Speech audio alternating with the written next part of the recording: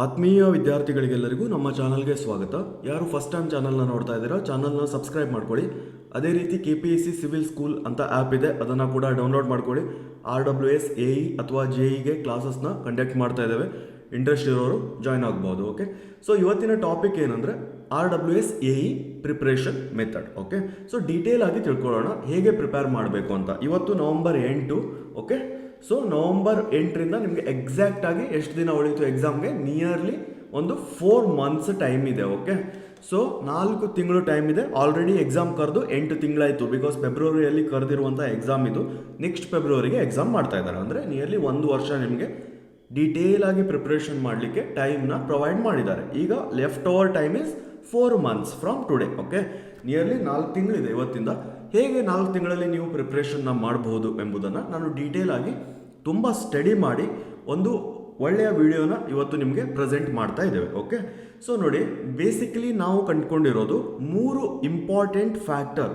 Okay, ಏನಂದರೆ ಒಂದು fundamental analysis, second one is technical knowledge, third one is conceptual understanding. ಈ ಮೂರನ್ನು ನೀವು ಕರೆಕ್ಟಾಗಿ ಮಾಡಿದರೆ ನೀವು 100% ನಿಮ್ಮ ಎಕ್ಸಾಮ್ನ ಕ್ಲಿಯರ್ ಮಾಡಬಹುದು. ಓಕೆ, ಸೊ ಬೇಸಿಕ್ಲಿ ಒಂದೊಂದೇ ಪಾಯಿಂಟ್ನ ತಿಳ್ಕೊಳ್ಳೋಣ. What is mean by fundamental analysis, then what is mean by technical knowledge, and finally what is mean by conceptual understanding ಅಂತ. Okay, first one is fundamental analysis. Fundamental analysis is nothing but okay basics. ಪ್ರತಿಯೊಂದು ಬೇಸಿಕ್ಸ್ನ ನೀವು initially ತಿಳ್ಕೊಳ್ಬೇಕು. ಏನೇನು ಬರ್ತದೆ first ಬೇಸಿಕ್ಸಲ್ಲಿ fundamental ಅನಾಲಿಸಿಸಲ್ಲಿ ಅಂದರೆ first ನೀವು ಯಾವ ಎಕ್ಸಾಮ್ಗೆ ಅಟೆಂಡ್ ಮಾಡ್ತಾ ಇದ್ದೀರಾ ಅಥವಾ ಯಾವ ಎಕ್ಸಾಮ್ನ ಪ್ರಿಪ್ರೇಷನ್ ಮಾಡ್ತಾ ಇದ್ದೀರಾ. ಇವತ್ತಿನ ಟಾಪಿಕ್ ಏನಿದೆ RWS AE exam preparation method. So first ನಾವು RWS AE ಎಕ್ಸಾಮ್ನ ನೋಡಿ ಇದೇ ಒಂದು ಮ್ಯಾನರಲ್ಲಿ ಹೋಗಿ 1 by 1 ಸ್ಟೆಪ್ ಬೈ ಸ್ಟೆಪ್ ನಾವೇನು ಹೇಳ್ತೇವಲ್ವ ಅದೇ ರೀತಿ. ಸೊ ಅವಾಗ ನೀವು ಗ್ಯಾರಂಟಿ ಒಂದು ಒಳ್ಳೆಯ ಅಂಕಗಳನ್ನು ಪಡ್ಕೊಳ್ಬೋದು. ಓಕೆ, ಫಸ್ಟು ಫಂಡಮೆಂಟಲ್ ಅನಾಲಿಸಿಸಲ್ಲಿ ಬರೋದು ಯಾವ exam? RWS AE exam. Okay, so next ಇದರಲ್ಲಿ ಎಕ್ಸಾಮ್ ಪ್ಯಾಟರ್ನ್ ಏನಿದೆ? ಓಕೆ, ಫಸ್ಟು ಕಡ್ಡಾಯ ಕನ್ನಡ ಎಕ್ಸಾಮ್ ಇದೆ. ಎಲ್ಲರೂ ಕೂಡ ಇದಕ್ಕೆ ಅಟೆಂಡ್ ಮಾಡಬೇಕು ಮತ್ತು ಇದು ಪಾಸ್ ಮಾಡಬೇಕು. ಡಿಸ್ಕ್ರಿಪ್ಟಿವ್ ಇರುವ ಎಕ್ಸಾಮ್ ಇದು ಕಡ್ಡಾಯ ಕನ್ನಡ. ಓಕೆ, ಸೊ ಕಡ್ಡಾಯ ಕನ್ನಡ ಕ್ಲಾಸಸ್ಗಳು ಕೂಡ KPSC ಸಿವಿಲ್ ಸ್ಕೂಲ್ ಆ್ಯಪಲ್ಲಿದೆ. ಇದನ್ನು ಬೇಕು ಇಂಗ್ಲೀಷ್ ಮೀಡಿಯಮ್ ನೀವು ಯಾರು ಇದ್ದರೆ ಅಥವಾ ಸ್ವಲ್ಪ ಡಿಫಿಕಲ್ಟ್ ಆಗ್ತಾ ಇದ್ದರೆ ಜಾಯ್ನ್ ಆಗಬಹುದು. ಸೆಕೆಂಡ್ ಬರೋದು GK ಪೇಪರ್, ಥರ್ಡ್ ಬರೋದು civil paper. Okay, so GK paper ಮತ್ತು ಸಿವಿಲ್ ಪೇಪರ್ ಏನಿದೆ 300 ಮಾರ್ಕ್ಸ್ದು. ಸೊ ಮತ್ತು ಟೈಮ್ ಏನಿದೆ GK ಪೇಪರ್ಗೆ 1.5 hours. ನೆಕ್ಸ್ಟ್ ಸಿವಿಲ್ ಪೇಪರ್ಗೆ ಇರುವ ಟೈಮ್ ಎಷ್ಟಿದೆ? 2 hours. ಓಕೆ, ಸೊ ಇದರಲ್ಲಿ ನೀವು ಕ್ವಶನ್ಸ್ ಬರೋದು 100 and 100. ಸೊ ಇಷ್ಟನ್ನು ತಿಳ್ಕೊಂಡು ಇಟ್ಕೊಳ್ಬೇಕು. ಕಡ್ಡಾಯ ಕನ್ನಡ ಪೇಪರ್ಗೆ 1.5 hour ಟೈಮು, 150 ಮಾರ್ಕ್ಸು, ಆ್ಯಂಡ್ ನೀವು ಪಾಸ್ ಆಗಬೇಕು ಅಂದರೆ 50 ಮಾರ್ಕ್ಸ್ನ ತೊಗೊಳ್ಬೇಕು ಯಾವುದರಲ್ಲಿ? ಕಡ್ಡಾಯ ಕನ್ನಡಕ್ಕೆ. ಸೊ ಬೇಸಿಕ್ಲಿ ನಾವು RWS AE ಎಕ್ಸಾಮ್ನ ಪ್ರಿಪೇರ್ ಮಾಡ್ತಾ ಇದ್ದೇವೆ. ಸೊ RWS AE ಎಕ್ಸಾಮಲ್ಲಿ ಬರುವಂಥದ್ದು 3 ಪೇಪರು: ಕಡ್ಡಾಯ Kannada, general knowledge and civil paper. ಕಡ್ಡಾಯ ಕನ್ನಡ ಜಸ್ಟ್ ಪಾಸ್, GK ಮತ್ತು ಸಿವಿಲ್ ಪೇಪರ್ದು ಒಟ್ಟು ಅಂಕಗಳು ಸೇರಿಸಿ ನಿಮಗೆ ಫೈನಲ್ ರಿಸಲ್ಟ್ನ ಕೊಡ್ತಾರೆ. So GK 300 marks, civil 300 marks, questions 100 and 100, hours 1.5 hours for GK and 2 hours for civil. Okay, basically ಇಷ್ಟನ್ನು ನೀವು ತಿಳ್ಕೊಳ್ಬೇಕು ಫಂಡಮೆಂಟಲ್ ಅನಾಲಿಸಿಸಲ್ಲಿ.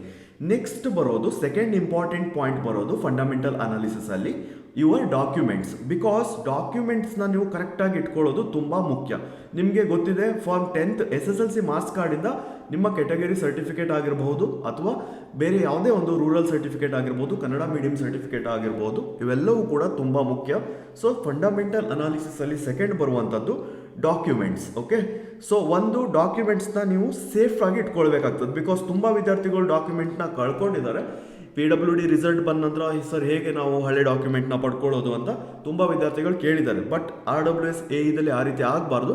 ಸೆಲೆಕ್ಷನ್ ಲಿಸ್ಟಲ್ಲಿ ಬಂದಾಗ ಈಸಿಲಿ ನೀವು ಹೋಗಿ ಅಟೆಂಡ್ ಮಾಡಿ ಬರಬೇಕು, ಅಷ್ಟೇ ಇರಬೇಕು. ಬಿಟ್ಟರೆ ಡಾಕ್ಯುಮೆಂಟ್ಸ್ ಮತ್ತೆ ಹೇಗೆ ಹುಡುಕೋದು ಆ ಥರ ಪರಿಸ್ಥಿತಿಯನ್ನು ತಂದ್ಕೋಬೇಡಿ. ಹಾಗಾಗಿ ಡಾಕ್ಯುಮೆಂಟ್ಸ್ನ ಸೇಫಾಗಿ ಇಡಿ ಮತ್ತು ಎಲ್ಲ ಡಾಕ್ಯುಮೆಂಟ್ಸ್ಗಳು ಕರೆಕ್ಟಾಗಿವೆ ಅಂತ ಚೆಕ್ ಮಾಡಿ. ಓಕೆ, ಒಂದ್ಸಲ. ಸೊ ಇದು ಡಾಕ್ಯುಮೆಂಟ್ಸ್ ಕುರಿತು ಇರುವಂಥದ್ದು ಸೆಕೆಂಡ್. ಓಕೆ, ಥರ್ಡ್ ಬರುವಂಥದ್ದು ಫಂಡಮೆಂಟಲ್ ಅನಾಲಿಸಿಸಲ್ಲಿ. ಓಕೆ, ಥರ್ಡ್ ಬರುವಂಥದ್ದು ಡಾಕ್ಯುಮೆಂಟ್ಸ್ ಕೂಡ ತುಂಬ ಇಂಪಾರ್ಟೆಂಟು. ಎಕ್ಸಾಮ್ ಪಾಸ್ ಆದರೂ ಕೂಡ ಡಾಕ್ಯುಮೆಂಟ್ಸ್ ಕರೆಕ್ಟ್ ಇರಲೇಬೇಕು. ಓಕೆ, ಥರ್ಡ್ ಬರುವಂಥದ್ದು ಮೇಕ್ ಯುವರ್ ಒಂದು ಪರ್ಫೆಕ್ಟ್ ಟೈಮ್ ಟೇಬಲ್ನ ಮಾಡ್ಕೊಳ್ಳಿ. Okay, TT is perfect time table. ಯಾಕಂದರೆ ನಿಮಗೆ ಈಗ ನಮಗೆ ತುಂಬ ವಿದ್ಯಾರ್ಥಿಗಳು ಹೇಳ್ತಾರೆ ಸರ್ ಒಂದು ಟೈಮ್ ಟೇಬಲ್ನ ಮಾಡಿಕೊಡಿ ಅಂತ. ಬಟ್ ನಿಮ್ಮ ರೂಟೀನ್ ಹೇಗಿರ್ತದೆ ಅಂತ ನಮ್ಗೆ ಗೊತ್ತಿರಲ್ಲ. ಓಕೆ, ಸೊ ಕೆಲವೊಬ್ರು ಜಾಬ್ ಮಾಡ್ತಾ ಇರ್ಬೋದು, ಕೆಲವೊಬ್ರು ಮನೆಯಲ್ಲೇ ಪ್ರಿಪೇರ್ ಮಾಡ್ತಾ ಇರ್ಬೋದು. ಸೊ ಹಾಗಾಗಿ ನಿಮ್ಮ ಟೈಮ್ ಟೇಬಲ್ನ ನೀವು ಪ್ರಿಪೇರ್ ಮಾಡ್ಕೊಳ್ಳಿ ಈ 4 ತಿಂಗಳಿಗೆ. ಓಕೆ, ಸೊ ಡೈಲಿ ನನಗೆ ಕೇಳಿದರೆ ನೀವು 6 ಅವರ್ಸ್, ಓಕೆ, 6 ಗಂಟೆಗಳ ಒಂದು ಅಧ್ಯಯನವನ್ನು ಯಾರು ಮನೆಯಲ್ಲಿರ್ತೀರ ನೀವು ಮಾಡಿ. ಅದೇ ರೀತಿ 4 ಅವರ್ಸ್ ಅಂದರೆ 4 ಗಂಟೆಗಳ ಅಧ್ಯಯನವನ್ನು ಯಾರು ಜಾಬಿಗೆ ಹೋಗ್ತಾ ಇದ್ದೀರಾ ನೀವು ಮಾಡಿ. Okay, per day. ಸೊ ಇಷ್ಟೇ ಮಾಡಿದರೂ ಕೂಡ ಸಾಕು.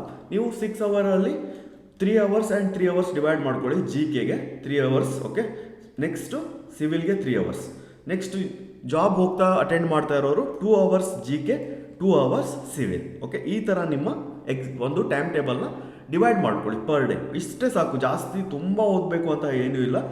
ಒಂದು 6 ಗಂಟೆಗಳು ಯಾರು ಮನೆಯಲ್ಲಿ ಓದ್ತೀರಾ, ಯಾರು ಜಾಬಿಗೆ ಹೋಗೋಗ್ತಾ ಇದ್ದೀರಾ ನೀವು 4 ಗಂಟೆಗಳ ಅಧ್ಯಯನವನ್ನು ನಡೆಸಿದರೆ ಸಾಕು. ಇವೆಲ್ಲವೂ ಕೂಡ ಬರುವಂಥದ್ದು ಫಂಡಮೆಂಟಲ್ ಅನಾಲಿಸಿಸಲ್ಲಿ. ಗೊತ್ತಾಯ್ತಲ್ವ? ಫಸ್ಟ್ ಬರುವಂಥದ್ದು ಆಲ್ ಅಬೌಟ್ ಎಕ್ಸಾಮ್ಸ್, ಸೆಕೆಂಡ್ ಬರುವಂಥದ್ದು all about your documents, third ಬರುವಂಥದ್ದು make a perfect time table. Okay, so ಈಗ ಫಂಡಮೆಂಟಲ್ ಅನಾಲಿಸಿಸ್ ಬಗ್ಗೆ ತಿಳ್ಕೊಂಡ್ವಿ. ನೆಕ್ಸ್ಟ್ ಬರುವಂಥದ್ದು ಟೆಕ್ನಿಕಲ್ ನಾಲೆಡ್ಜ್. ಟೆಕ್ನಿಕಲ್ ನಾಲೆಜ್ ಅಂದರೆ ಟೆಕ್ನಿಕಲ್ ಸಬ್ಜೆಕ್ಟ್ ಬಗ್ಗೆ ಇರುವ ನಾಲೆಜ್ ಅಲ್ಲ, ಅವೆಲ್ಲವೂ ಬರುವಂಥದ್ದು ಕನ್ಸೆಪ್ಚುವಲ್ ಅಂಡರ್ಸ್ಟ್ಯಾಂಡಿಂಗಲ್ಲಿ. ಟೆಕ್ನಿಕಲ್ ನಾಲೆಜ್ ಅಂದರೆ ಟೆಕ್ನಿಕಲ್ ನಾಲೆಜಲ್ಲಿ ಬರುವಂಥದ್ದು ನೋಡಿ, ಒಂದು ನೀವು ಕಲೆಕ್ಟ್ ಮಾಡ್ಕೊಳ್ಬೇಕು ಓಲ್ಡ್ ಕ್ವಶನ್ ಪೇಪರ್ಗಳನ್ನು. Okay, old question paper. ಈಗ RWS AEಗೆ old question paper available ಇಲ್ಲ. ಓಕೆ, ಸೊ ಬಿಕಾಸ್ ಇದು ಫಸ್ಟ್ ಟೈಮ್ ಎಕ್ಸಾಮ್ ಮಾಡ್ತಾ ಇರೋದ್ರಿಂದ. ಬಟ್ GKಗೆ ನೀವು ಯಾವುದೇ ಕ್ವಶನ್ ಪೇಪರ್ನ ರೆಫರ್ ಮಾಡ್ಬೋದು. PWD ಓಲ್ಡು ಅಥವಾ WRD HK ಅವ್ರದ್ದು ಓಲ್ಡ್ ಅಥವಾ WRD normal 2017 question paper old, ಇವೆಲ್ಲವನ್ನೂ ಕೂಡ GKಗೆ ನೀವು ರೆಫರ್ ಮಾಡ್ಬೋದು. ಎಲ್ಲ ಕ್ವಶನ್ ಪೇಪರ್ಗಳು ಕೂಡ KPSC ವೆಬ್ಸೈಟಲ್ಲಿ ಅವೈಲೇಬಲ್ ಇದೆ. ನಿಮಗೆ ಇಲ್ಲದೆ ಇದ್ದರೆ ನಿಮ್ಗೆ ಅಲ್ಲಿ ಸರ್ಚ್ ಮಾಡೋದು ಡಿಫಿಕಲ್ಟ್ ಆಗ್ತದೆ ಅಂದರೆ KPSC ಸಿವಿಲ್ ಸ್ಕೂಲ್ ಆ್ಯಪಲ್ಲೂ ಕೂಡ ಇದನ್ನು ನೀವು ಫ್ರೀಯಾಗಿ ಡೌನ್ಲೋಡ್ ಮಾಡ್ಕೊಳ್ಬೋದು. ಓಕೆ, ಕ್ವಶನ್ ಪೇಪರ್ಗಳನ್ನು. ಸೊ RWS AE ಸಿವಿಲ್ ಪೇಪರ್ಗೆ ಏನು ಮಾಡಬೇಕೀಗ, ಯಾವ ಥರ ಕ್ವಶನ್ ಪೇಪರ್ ರೆಫರ್ ಮಾಡಬೇಕು ಅಂದರೆ ಮ್ಯಾಕ್ಸಿಮಮ್ ನೋಡಿ ಎನ್ವಿರಾನ್ಮೆಂಟಲ್ ರಿಲೇಟೆಡ್ ಯಾವುದಾದ್ರು ಎಕ್ಸಾಮ್ ಕ್ವಶನ್ ಪೇಪರ್ನ ರೆಫರ್ ಮಾಡಿ. ಇಲ್ಲದೆ ಇದ್ದರೆ PWD ಆಗಿರ್ಬೋದು, WRD ಆಗಿರ್ಬೋದು, ಇವು ನೀವು ಆ ಸಿಲೆಬಸ್ಸಲ್ಲಿ ಇರೋ ಸಬ್ಜೆಕ್ಟ್ಗಳಿಗೆ ರೆಫರ್ ಮಾಡ್ಬೋದು. ಓಕೆ, ಸೊ ಯಾವ ಸಿಲೆಬಸ್ ಇದೆ ಎನ್ವಿರಾನ್ಮೆಂಟಲ್ ಕ್ವಶನ್ಸು ಅವೆಲ್ಲ ರೆಫರ್ ಮಾಡ್ಬೋದು. But exact same to same ಆಗಿರಲ್ಲ ಅಷ್ಟೇ. First old question paper refer ಮಾಡುವಂಥದ್ದು ಯಾವುದರಲ್ಲಿ ಬರುವಂಥದ್ದು ಟೆಕ್ನಿಕಲ್ ನಾಲೆಜಲ್ಲಿ ಬರುವಂಥದ್ದು. ಸೆಕೆಂಡ್ ಬರುವಂಥದ್ದು ಟೆಕ್ನಿಕಲ್ ನಾಲೆಜಲ್ಲಿ ಒಂದು ಪ್ರಿಡಿಕ್ಷನ್ ಮಾಡಬೇಕಾಗ್ತದೆ ಯಾವ ಥರ ಬರ್ಬೋದು ಈ ಸಲ ಎಕ್ಸಾಮ್ ಪೇಪರ್. ಬಿಕಾಸ್ ನೋಡಿ ಎಕ್ಸಾಮ್ ಬರೆಯೋರು same, okay, exam question paper ತೆಗೆಯೋರು ಸೇಮ್, ಎಕ್ಸಾಮ್ಸ್ 100 ಎಷ್ಟು ಮಾರ್ಕ್ಸ್ ಇದೆ ಎಕ್ಸಾಮ್ಗೆ ಅದು ಕೂಡ ಸೇಮ್. ಮತ್ತು ಸಿಲೆಬಸ್ ಏನಿದೆ ಎನ್ವಿರಾನ್ಮೆಂಟಲ್ ಜಿಯೋಟೆಕ್ನಾಲಜಿಕಲ್ ಅವೆಲ್ಲವೂ ಕೂಡ ಸೇಮ್ ಆಗಿರೋದ್ರಿಂದ ನಿಮ್ಮ ಒಂದು ಪ್ರಿಡಿಕ್ಷನ್ ನೀವು ಮಾಡಬೇಕಾಗ್ತದೆ. Okay, based on old question paper ನೀವು ಏನು ಮಾಡಬೇಕು, ಒಂದು ಸ್ಮಾಲ್ ಪ್ರಿಡಿಕ್ಷನ್ ಅಂದರೆ 100% ಅದೇ ಬರ್ತದೆ ಅಂತಲ್ಲ. ಫಾರ್ ಎಕ್ಸಾಂಪಲ್ ಏನೋ ಒಂದು ಪಾಪ್ಯುಲೇಷನ್ ಫೋರ್ಕಾಸ್ಟಿಂಗ್ ಇಷ್ಟು ಸಲ ಬಂದಿದೆಯಾ, ಇಲ್ಲ, ಈ ಸಲ ಬರ್ಬೋದಾ, ಚಾನ್ಸ್ ಇದೆ. ಸೊ ಈ ರೀತಿ ನಿಮ್ಮ ಒಂದು ಪ್ರಿಡಿಕ್ಷನ್ನ ನೀವು ಮಾಡಿ ಇಟ್ಕೊಂಡ್ರೆ ಅದು ಕೂಡ ನಿಮಗೆ ತುಂಬ ಅನುಕೂಲ ಆಗ್ತದೆ. ನೆಕ್ಸ್ಟ್ ಬರುವಂಥದ್ದು ಟೆಕ್ನಿಕಲ್ ನಾಲೆಜಲ್ಲಿ ಮೇನ್ ಆಗಿ ಓಲ್ಡ್ ಕಟ್ ಆಫ್ಸ್ಗಳನ್ನು ನೀವು ಸ್ವಲ್ಪ ನೋಡಬೇಕಾಗ್ತದೆ. ಬಿಕಾಸ್ ಏನಿದೆ ಬೇಸ್ಡ್ ಆನ್ ಕ್ಯಾಟಗರಿ ನಿಮಗೆ ಸೀಟ್ಸ್ಗಳನ್ನು ಕೊಡೋದ್ರಿಂದ ಸೊ ನಿಮ್ಮ ರೆಸ್ಪೆಕ್ಟಿವ್ ಕ್ಯಾಟಗರಿಗೆ ಏನೇನಿದೆ ಕಟ್ ಆಫ್ಗಳು ಅಂತಲೂ ಕೂಡ ಒಂದು ಸ್ವಲ್ಪ ಅನಾಲಿಸಿಸ್ ಮಾಡಿ ಇಟ್ಕೊಳ್ಳೋದು ಬೆಟರ್. ಈ 3 ವಿಷಯಗಳು ಟೆಕ್ನಿಕಲ್ ನಾಲೆಜಲ್ಲಿ ಬರುವಂಥದ್ದು. ಸೊ ನೆಕ್ಸ್ಟ್ ಬರುವಂಥದ್ದು conceptual understanding. What is mean by conceptual understanding? Conceptual ಅಂಡರ್ಸ್ಟ್ಯಾಂಡಿಂಗಲ್ಲಿ ಬರುವಂಥದ್ದು subject knowledge. Okay, each subject knowledge ನಾನು ಡೀಟೇಲ್ ಆಗಿ ನಿಮಗೆ ನೆಕ್ಸ್ಟು ವಿವರಣೆ ಕೊಡ್ತೇನೆ. ಓಕೆ, ನೆಕ್ಸ್ಟ್ ಬರುವಂಥದ್ದು what to read, how to read, when to read. Okay, because ನಿಮಗೆ ಫ್ರೀ ಟೈಮ್ ಯಾವ ಸಮಯದಲ್ಲಿ ಸಿಗ್ತದೆ ಅಂತ ನೀವು ನೋಡ್ಕೊಳ್ಬೇಕಾಗ್ತದೆ. ಡೀಟೇಲ್ ಆಗಿ ಸ್ಟಡಿನ ಮಾಡಬೇಕು. ಒಂದು ಪುಸ್ತಕದಿಂದ ಓದ್ಬೋದು, ನೀವು ಬುಕ್ಸ್ಗಳನ್ನು ರೆಫರ್ ಮಾಡಿ. ಸೊ ಇಲ್ಲದೇ ಇದ್ದರೆ ಯಾವುದಾದ್ರು ಕ್ಲಾಸಸ್ಗಳನ್ನು ಜಾಯ್ನ್ ಆಗು ಕೂಡ ನೀವು ಓದ್ಬೋದು. ನಿಮಗೆ ಏನು ಸರಿ ಅನಿಸ್ತದೆ ನೀವು ಆ ರೀತಿ ಅಧ್ಯಯನವನ್ನು ನಡೆಸಿ. ಓಕೆ, ಸೊ ಅದರಲ್ಲಿ ಬುಕ್ಸ್ಗಳು ಕೂಡ ತುಂಬ ಚೆನ್ನಾಗಿರುವ ಬುಕ್ಸ್ಗಳಿವೆ. ಅದ್ರ ಕುರಿತು ಕೂಡ ನಾವು ವಿಡಿಯೋಗಳನ್ನು ಮಾಡಿ ಅಪ್ಡೇಟ್ ಮಾಡಿದ್ದೇವೆ. ಕ್ಲಾಸ್ ವಿಷಯಕ್ಕೆ ಬಂದರೆ ಸಿವಿಲ್ ಸಬ್ಜೆಕ್ಟ್ ಕ್ಲಾಸು ನಮ್ಮ ಆ್ಯಪಲ್ಲಿ ಅವೈಲೇಬಲ್ ಇದೆ, ಜಾಯ್ನ್ ಆಗ್ಬೋದು. ಆದರೆ ಜನರಲ್ ಸ್ಟಡೀಸು ನಮ್ಮಲ್ಲಿ ಅವೈಲೇಬಲ್ ಇಲ್ಲ. ಓಕೆ, ಸೊ ನೀವು ಬೇರೆ ಯಾವ ಕಡೆ ಆದರೂ ಬೇಕಾದರೆ ಜಾಯ್ನ್ ಆಗ್ಬೋದು. ಇಲ್ಲದೇ ಇದ್ದರೆ ಲೂಸೆಂಟ್ ಬುಕ್ ತೊಗೊಳ್ಳಿ. 8, 9, 10ನೇ ತರಗತಿಯ ಓಲ್ಡ್ ಬುಕ್ಸ್ಗಳನ್ನು ಕೂಡ ತೊಗೊಳ್ಳಿ, ಸೋಷಿಯಲ್ ಆ್ಯಂಡ್ ಸೈನ್ಸು. ಸೊ ಅದರಿಂದ ನೀವು ಚೆನ್ನಾಗಿ ಪ್ರಿಪ್ರೇಷನ್ನ ಮಾಡಬಹುದು. ಸೊ ಈ 3 ಪಾಯಿಂಟ್ ನಿಮ್ಗೆ ಅರ್ಥ ಆಯ್ತಲ್ವ ಈಗ? What is mean by fundamental analysis, what is mean by technical knowledge and what is mean by conceptual understanding. ಈ ಮೂರನ್ನು ನೀವು ಒಂದು ಪರ್ಫೆಕ್ಟ್ ಮಾಡಿಕೊಂಡ್ರೆ 100% ನೀವು ಎಕ್ಸಾಮಲ್ಲಿ ಸೆಲೆಕ್ಷನ್ ಆಗುವ ಎಲ್ಲ ಚಾನ್ಸಸ್ಗಳು ಇವೆ. ಓಕೆ, ಸೊ ಈಗ ನಿಮಗೆ ಏನು ಅಂತ ಗೊತ್ತಾಯಿತು, ಇದು ಮೂರು. ಓಕೆ, ನಮ್ಮ ಅನಾಲಿಸಿಸ್ ಹೇಗಿದೆ ಅಂತ ನೀವು ಕಮೆಂಟ್ ಮಾಡಿ ತಿಳಿಸಿ. ಸೊ ನೆಕ್ಸ್ಟ್ ಬರುವಂಥದ್ದು ಈಗ ಸಿವಿಲ್ ಮತ್ತು ಜಿ ಕೆ ಪೇಪರ್ಗೆ ಒಂದು ಎಷ್ಟು ಅಂಕಗಳನ್ನು ತೆಗೆದುಕೊಳ್ಬೋದು ನೋಡಿ. ಜಿ ಕೆ ಪೇಪರಲ್ಲಿ 50% ಅಂಕಗಳನ್ನು ನೀವು ಈಸಿಲಿ ತೆಗೆದುಕೊಳ್ಬೋದು, ಅಂದರೆ 150 ಔಟ್ ಆಫ್ 300. ಅದೇ ರೀತಿ ಸಿವಿಲ್ ಪೇಪರಲ್ಲಿ ಒಂದು 60% ಅಂಕಗಳನ್ನು ಚೆನ್ನಾಗಿ ಓದಿರೋರು ತೆಗೆದುಕೊಳ್ಬೋದು, ಅಂದರೆ 180 ಔಟ್ ಆಫ್ 300. ಓಕೆ, ಸೊ ಇದು ಹೇಗೆ ಅಂದರೆ ನೋಡಿ, ಏನಾಗ್ತದೆ, 100 ಕ್ವಶನ್ಸ್ ಇರ್ತಾವಲ್ವಾ, ಎಲ್ಲನೂ ಆನ್ಸರ್ ಮಾಡಲಿಕ್ಕೆ ಆಗಲ್ಲ, ಯಾಕಂದರೆ ಟೈಮ್ ಕೂಡ ತುಂಬ ಕಡಿಮೆ ಇರ್ತದೆ. ಬಟ್ ಮತ್ತೆ ಏನೇನೋ ಕ್ವಶನ್ಸ್ಗಳು ಬರ್ಬೋದು ಜಿ ಕೆದಲ್ಲಿ ಬೇರೆ ಬೇರೆ ಕಡೆಯಿಂದ.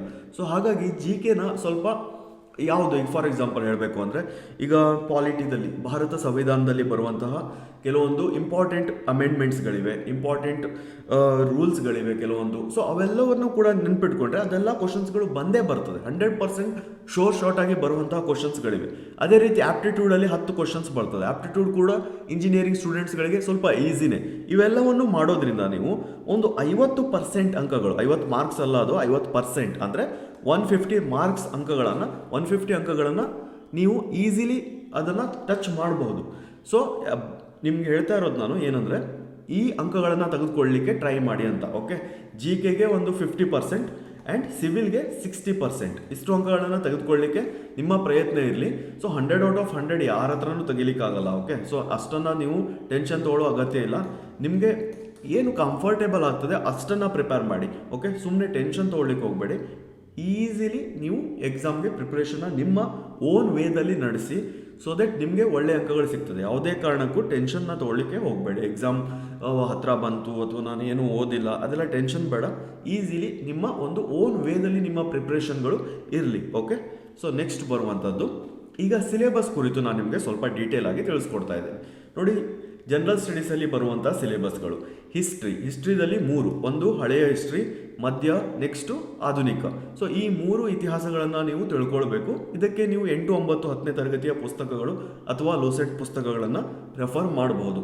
ಜಿಯೋಗ್ರಫಿಯಲ್ಲಿ ಭಾರತದ್ದು ಜಿಯೋಗ್ರಫಿ ಮತ್ತು ಕರ್ನಾಟಕದ ಜಿಯೋಗ್ರಫಿ ಇವೆರಡೂ ಕೂಡ ಚೆನ್ನಾಗಿ ಓದ್ಕೊಳ್ಬೇಕು. ವಿಶ್ವದ ಜಿಯೋಗ್ರಫಿ ಬಗ್ಗೆ ಕ್ವಶನ್ಸ್ಗಳು ಬಂದಿದೆ, ಆದರೆ ತುಂಬ ಕಡಿಮೆ ಬಂದಿದೆ. ನೆಕ್ಸ್ಟ್ ಬರೋದು ಪಾಲಿಟಿ, ಅದರಲ್ಲಿ ಭಾರತ ಸಂವಿಧಾನದ ಬಗ್ಗೆ ತುಂಬ ಕ್ವಶನ್ಸ್ಗಳು ಬರ್ತದೆ.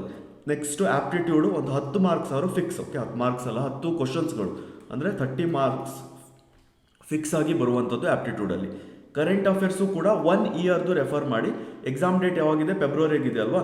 ಸೊ ಹೋದ ಫೆಬ್ರವರಿಯಿಂದ ತೊಗೊಳ್ಳಿ, ಇಲ್ಲ ಜನವರಿಯಿಂದ ತೊಗೊಳ್ಳಿ. ಓಕೆ, ಸೊ 1 ಇಯರ್ದು ರೆಫರ್ ಮಾಡಿದರೆ ಸಾಕು ಕರೆಂಟ್ ಅಫೇರ್ಸ್ಗಳು. ನೆಕ್ಸ್ಟ್ ಸೈನ್ಸಲ್ಲಿ, ವಿಜ್ಞಾನದಲ್ಲಿ 3 ಭಾಗ, ಒಂದು ಭೌತಶಾಸ್ತ್ರ, ರಸಾಯನಶಾಸ್ತ್ರ ಮತ್ತು ನೆಕ್ಸ್ಟ್ ಬರುವಂಥದ್ದು ನೋಡಿ ಜೀವಶಾಸ್ತ್ರ. ಸೊ ಈ 3 ಬಯಾಲಜಿ, ಕೆಮಿಸ್ಟ್ರಿ ಮತ್ತು ಫಿಸಿಕ್ಸ್, ಈ 3ಅನ್ನು ನೀವು ಡೀಟೇಲ್ ಆಗಿ ಅಧ್ಯಯನ ಮಾಡಬೇಕಾಗ್ತದೆ. ನೆಕ್ಸ್ಟ್ ಬರುವಂಥದ್ದು ಎಕನಾಮಿಕ್ಸಲ್ಲಿ ಒಂದು 4ರಿಂದ 5 ಕ್ವಶನ್ಸ್ಗಳು ಬರ್ಬೋದು. ಆ್ಯಂಡ್ ಫೈನಲಿ ಮಿಸಲೇನಿಯಸ್ಸಲ್ಲಿ ಬರುವಂಥದ್ದು ಎನ್ವಿರಾನ್ಮೆಂಟಲ್ ಸ್ಟಡೀಸ್ ಆಗಿರ್ಬೋದು, ಅಥವಾ ಬೇರೆ ಬೇರೆ ರಾಜ್ಯದ ಒಂದು ಬುಡಕಟ್ಟು ಜನಾಂಗಗಳು ಆಗಿರ್ಬೋದು, ಅಥವಾ ಬೇರೆ ಬೇರೆ ಒಂದು ನೃತ್ಯ ಪ್ರಕಾರಗಳು ಆಗಿರ್ಬೋದು, ಈ ರೀತಿ ಅಥವಾ ನ್ಯಾಚುರಲ್ ರಿಸೋರ್ಸಸ್ಗಳು ಆಗಿರ್ಬೋದು. ಈ 7 ಟಾಪಿಕಲ್ಲಿ ಬರದೇ ಇರುವಂಥದ್ದು 8ನೇ ಟಾಪಿಕ್ಕು ಮಿಸಲೇನಿಯಸ್ಸಲ್ಲಿ ಬರ್ತದೆ. ಓಕೆ, ಸೊ ಇಷ್ಟನ್ನು ನೀವು ಡೀಟೇಲ್ ಆಗಿ ಸ್ಟಡಿ ಮಾಡಿದರೆ ಕೂಡ ಸಾಕು. ನಿಮಗೆ ಯಾವುದಾದ್ರು ಡಿಫಿಕಲ್ಟ್ ಆಗ್ತದೆ ಅಂದರೆ ನೀವು ಕೆಲವೊಂದನ್ನು ಸ್ಕಿಪ್ ಕೂಡ ಮಾಡ್ಬೋದು. Okay, so better concentrate on ಯಾವುದು ನಿಮಗೆ ಈಸಿ ಆಗ್ತದೆ ಅದನ್ನು ಪರ್ಫೆಕ್ಟ್ ಮಾಡ್ಕೊಳ್ಳಿ, ಸೊ ದಟ್ ಒಳ್ಳೆಯ ಅಂಕಗಳನ್ನು ತೆಗೆದುಕೊಳ್ಬೋದು ಹೀಗೆ ಮಾಡೋದ್ರಿಂದ. ನೆಕ್ಸ್ಟ್ ಬರುವಂಥದ್ದು ಸಿವಿಲ್ ಇಂಜಿನಿಯರಿಂಗಲ್ಲಿ ನೋಡಿ ನಿಯರ್ಲಿ 20 ಸಬ್ಜೆಕ್ಟ್ಗಳಿವೆ. ಸೊ ನೋಡಿದ ಕೂಡಲೇ ನಿಮಗೆ ಏನು ಅನ್ಸ್ಬೋದು, ಸ್ವಲ್ಪ ಪ್ಯಾನಿಕ್ ಆಗ್ಬೋದು, ಇಷ್ಟೊಂದೆಲ್ಲ ಇದೆಯಲ್ಲ ಅಂತ. ಬಟ್ ಇದು ತುಂಬ ಈಸಿಯಾಗಿ ನೀವು ಪ್ರಿಪ್ರೇಷನ್ನ ಮಾಡ್ಬೋದು.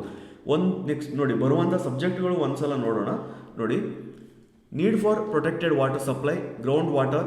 ಬೇಸಿಕಲಿ ಇದು RWS ರೂರಲ್ ವಾಟರ್ ಸ್ಯಾನಿಟೇಷನ್ ಆಗಿರೋದ್ರಿಂದ ಎನ್ವಿರಾನ್ಮೆಂಟಲ್ ಮೇಲೆ ಮಿನಿಮಮ್ 30 to 35 ಕ್ವಶನ್ಸ್ಗಳು ಬರುವ ಸಾಧ್ಯತೆ ಇದೆ, ಅಂದರೆ 35%. ಓಕೆ, ಕ್ವಶನ್ಸ್ಗಳು ಬರೋದು ಎನ್ವಿರಾನ್ಮೆಂಟಲ್ ಮೇಲೆ. ಯಾವುದರಿಂದ 1 to 7 ಟಾಪಿಕ್ ಇದೆ ನೋಡಿ. Need for protected water supply, ground water supply, next need for sanitation, rural sanitation, environmental studies, conservation of natural resources and EMS environmental management standards. ಈ 7 ಟಾಪಿಕ್ ಮೇಲೆ 35% ಆಫ್ ಕ್ವಶನ್ಸ್ಗಳು ಬರ್ತದೆ. Because ಇದು ಇರೋದು civil ಇಂಜಿನಿಯರ್ಸ್ಗಳಿಗೆ ಮತ್ತು environmental ಇಂಜಿನಿಯರ್ಸ್ಗಳಿಗೆ. ಅದರಿಂದ ಇದು ಇಷ್ಟು ತುಂಬ ಇಂಪಾರ್ಟೆಂಟ್ ಆಗಿರುವಂಥದ್ದು. ಸೊ ಇದನ್ನು ನೀವು ಸ್ಟ್ಯಾಂಡರ್ಡ್ ಬುಕ್ಗಳನ್ನು ರೆಫರ್ ಮಾಡಿ ಕೂಡ ಓದ್ಬೋದು. ಚೆನ್ನಾಗಿ ಪ್ರಿಪ್ರೇಷನ್ನ ಮಾಡಿ. ಈಗ ಫಾರ್ ಎಕ್ಸಾಂಪಲ್ ವಾಟರ್ ಸಪ್ಲೈಯಲ್ಲಿ ಎಷ್ಟೊಂದು ವಿಷಯಗಳಿವೆ, ಅದನ್ನು ನಾವು ಬೇರೆ ಬೇರೆ ವಿಡಿಯೋ ಮಾಡೋಣ.